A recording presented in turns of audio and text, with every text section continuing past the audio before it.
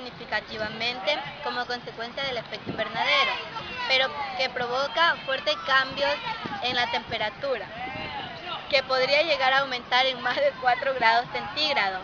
En consecuencia, se espera que los patrones de precipitaciones globales también se alteren y el impacto del cambio climático global sobre los seres humanos no va a ser poco importante, ya que pueden hacer que aumente el área de enfermedades infecciosas tropicales, provocar la inundación de grandes cantidades de terrenos costeros y ciudades, dejando sin lugar para vivir a millones de personas, extinguiendo de incomparables especies de plantas y animales.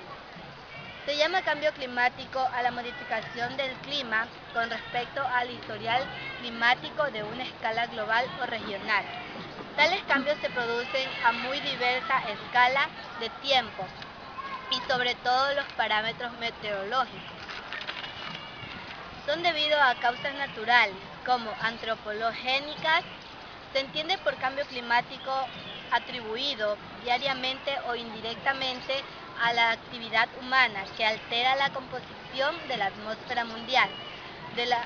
El cambio climático implica cambios en otras variables como las lluvias y sus patrones, la cobertura de nubes y todo lo demás elementos del sistema atmosférico. El clima sufre una variabilidad natural, pero mucho más lenta y progresiva que la que vivimos hoy en día. El efecto invernadero es un fenómeno natural y beneficio, pero el problema se produce cuando por causa humana hay un aumento en la atmósfera de los gases de efecto invernadero, lo que aumenta el efecto y produce un calentamiento global del planeta.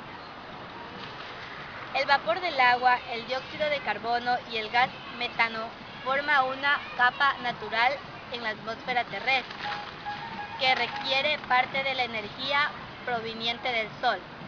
Parte de la radiación infrarroja es retenida por los gases que producen el efecto invernadero y vuelve a su superficie terrestre. Como resultado, la Tierra se mantiene lo suficientemente caliente como para hacer posible la vida sobre el planeta.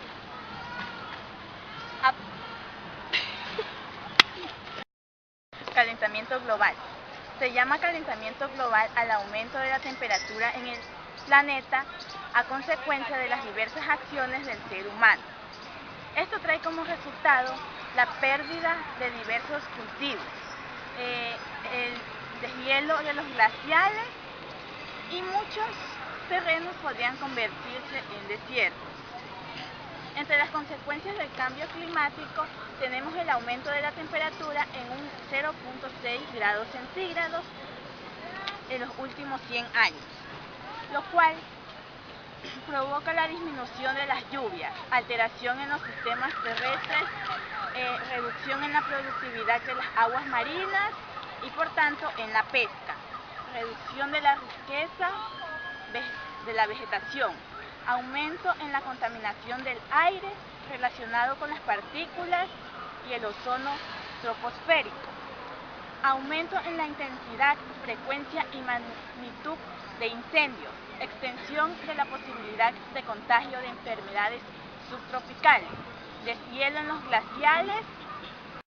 Nuevamente, el hombre moderno, con sus proyectos de realizar todo lo que sea posible físicamente en busca de paraísos cada vez más perfectos, sin calcular ni prever el precio de sus acciones, despeja el camino al seguro desastre de la humanidad. Los pretextos para las actividades irresponsables que el ser humano realiza se enmarcan en la adquisición de experiencia, precisamente para mitigar los errores cometidos, pero solapado tras sus actos. Se encuentran los temores a la catástrofe ecológica que acecha para hacerse presente cuando sus efectos sean irreversibles. La catástrofe ecológica es un fenómeno cuyas circunstancias resultan tan perturbadoras que la restitución al estado original produce una crisis o una ruina de difícil inversión. En este proceso se conjugan parámetros que se encuentran firmemente ligados y que difícilmente pueden ser separados. como individuo y especie, ecosistema y en un aspecto más global, la ecosfera. La catástrofe no se produce sin previo aviso, aunque salvo excepciones, si culmina repentinamente, pero suele ser producto de un largo proceso continuado de determinadas fuerzas influyentes en los movimientos materiales. Ecológicamente hablando, no tiene una estricta medida de tiempo. Puede suceder en segundos, a lo largo de varios años e incluso en el transcurso de varias generaciones. Afortunadamente, aún no ha ocurrido una catástrofe total. Sin embargo, conocemos y somos testigos de catástrofes ecológicas localizadas. Es de la mano del hombre de donde puede venir la mayor catástrofe ecológica, pues las características de sus acciones son múltiples en el espacio y en el tiempo, dando como resultado una impredecible evolución. El hombre moderno está finalmente responsable de la crisis, pues es él, con su poder y adquisición de especie dominante y con su capacidad de imponer la fuerza, es el que establece las condiciones sobre los demás seres interdependientes. La supervivencia de la especie humana depende del respeto inmediato a las características ecológicas y la restauración de los parámetros a niveles que impidan la degradación progresiva. Son estas condiciones responsables exclusivas del hombre, por estar dotado de raciocinio y capacidad de análisis de la historia en que se forma. Finalmente, cuando el hombre se conozca a sí mismo, se percatará de que sus verdaderas necesidades no dependen de la imparable industrialización y el desarrollo tecnológico hacia la búsqueda de paraísos, sino de un medio ambiente limpio y natural y un equilibrio ecológico que permita la vida estable y la felicidad del ser humano. La agricultura.